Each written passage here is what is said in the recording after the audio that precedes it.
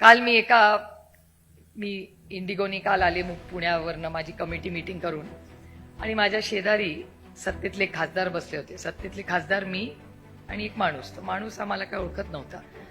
तो भारतीय आहे पण चायनामध्ये काम करतो. त्यांनी आम्हाला आमच्या दोघांना बोलताना पाहिलं आणि म्हणलं, तुम्ही दोघी राजकारणात आहात का? म्हणलं हो, आम्ही दोघंही राजकारणात. कुठल्या पक्षात आहात? म्हणजे काँग्रेसच्या विचारात का बीजेपीच्या विचारात? तर त्या व्यक्तीने इंग्रजीत सांगितलं एनसीपी.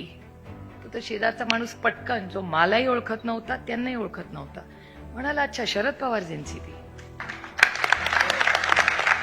हा, आणि हे व्हेरीफाय पण करू शकता तुम्ही. मी शेजारच्याचं नाव आज सांगणार नाही, पण मीडियाला विचारायचं असेल तर फार लांब नाही जावं लागणार आहे.